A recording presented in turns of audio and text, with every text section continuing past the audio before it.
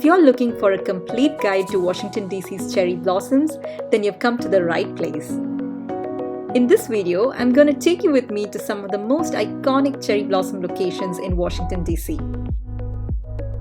I'll also be sharing a few tips and tricks to see the blooms at their best, and will also share a couple of fascinating historical facts about them, like the fact that many of the cherry trees were once burnt down due to insects.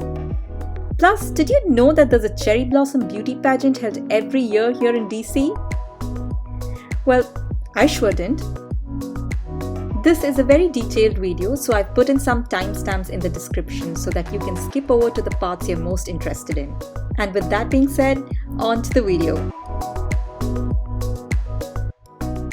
Spring in Washington DC is synonymous with cherry blossoms, and like the turn of seasons, these cherry trees put up their best show from mid-March to mid-April. You can find cherry blossoms springing up in many places around DC during this time, but if you want the exact dates of the peak bloom centered around the tidal basin, then check the NPS website. And what we mean by peak bloom is the time when 70% of the flowers are in full bloom. This bloom is heavily dependent on the weather, and once in bloom, the flowers will last for about a week to maybe 10 days before shedding their petals and turning into leaves.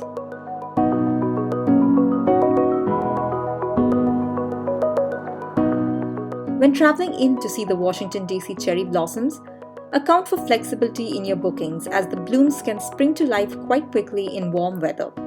Also, keep a track of the bloom on social media. You can get an idea as to when to travel to see the cherry blossoms by keeping track of the indicator tree. This indicator tree is one of the oldest cherry trees in Washington DC, and it has historically always bloomed just 10 days before the peak bloom. If you happen to miss the peak bloom, then don't you worry because there are many types of cherry trees that bloom later in the season. The most beautiful and concentrated lots of cherry trees in Washington DC are by the tidal basin. There are over 3,000 cherry blossoms out here, and they frame the monuments in the basin perfectly.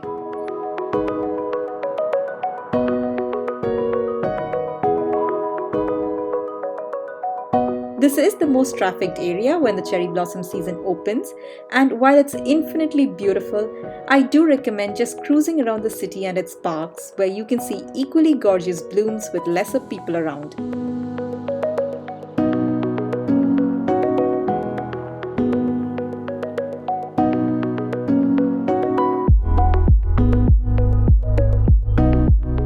The East and West Potomac parks are adjacent to the tidal basin and they don't receive as much traffic. You can get tree-lined walkways all for yourself to enjoy out here.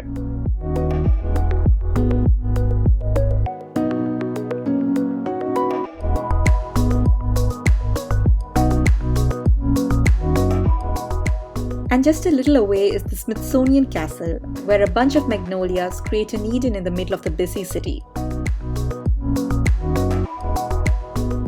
The US Capitol and Lower Senate parks also have small groves of trees that lend a beautiful backdrop for photos. If you can venture out of the city, then you can find small groves of cherry trees at the National Arboretum and the National Cathedral.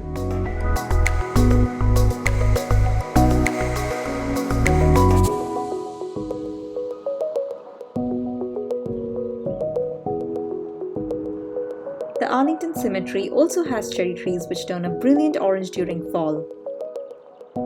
Neighborhoods like Kenwood in Bethesda have cherry trees planted in many residential areas, and a drive to see them would be pretty worthwhile.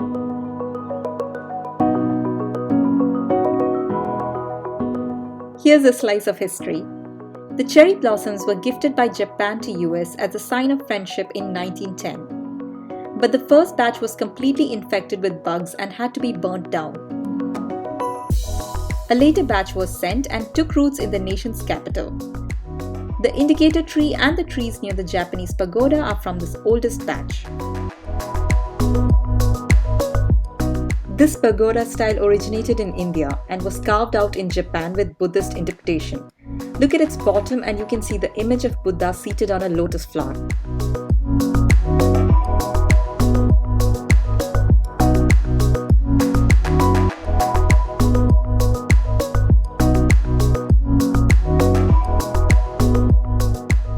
Did you know that the cherry blossom trees can live for an average of about 50 years, but with due care, they can reach 100 years or so? It's believed that some of the cherry trees that came in the initial shipment did survive and can be found at Haynes Point, though where this is, I haven't found out.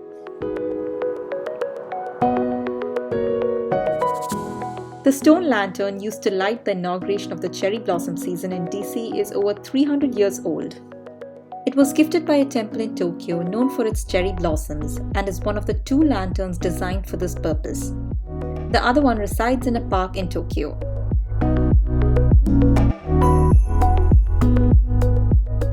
Most of the cherry blossoms near the tidal basin are the Yoshino cherry trees.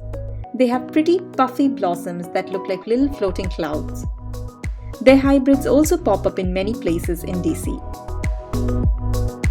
The Kwanzan cherry trees growing along the East Potomac Park have deep pinkish purple flowers. They bloom 2 weeks after the Yoshinos. I could not identify which type of cherry flower this was, but it looked beautiful and was full of bees.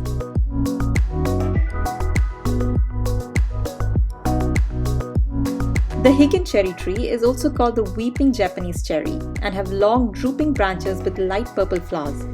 They bloom a week earlier than the Yoshinos. A similar tree, though not technically a cherry blossom, is the magnolia.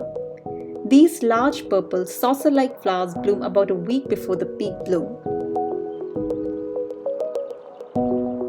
So here in DC, you can see such a concentration of variety cherry trees blooming at different periods of time that you stand a good chance of seeing blooms even at non-peak times.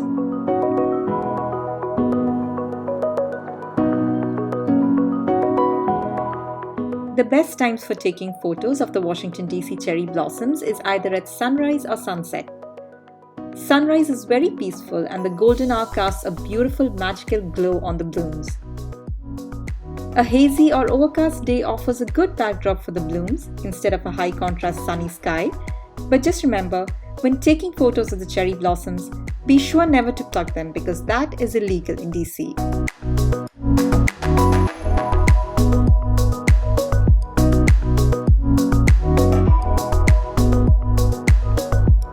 The cherry blossoms can also be photographed from the paddle boats and cruises in the tidal basin, so you'll get an angle which isn't that common.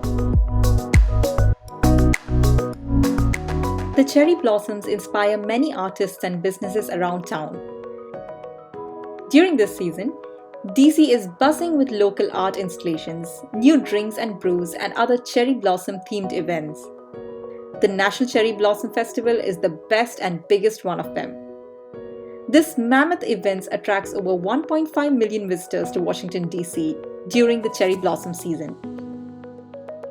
It kicks off with a 5K and 10K marathon and has an awesome parade display.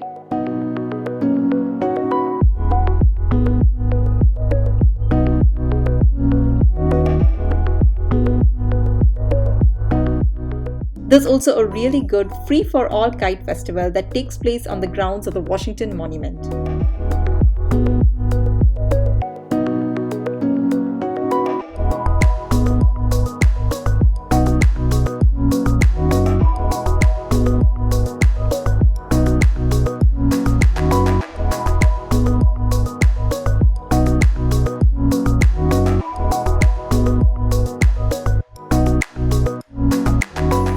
There's also a beauty pageant for a cherry blossom queen.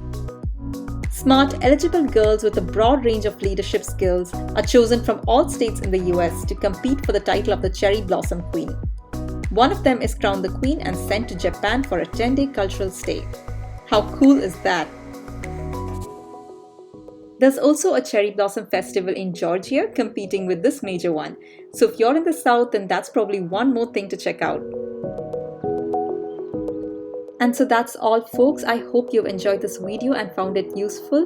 If you did like this video, then please do give it a thumbs up and consider sharing it on social media. Also, please do consider subscribing to Travel and Trots as that really helps support the channel. You can also check out my website where I have more articles about the cherry blossoms in DC. And if you have any more doubts, please do leave them in the comments below. I'll try my best to answer them. Thank you and have a great day.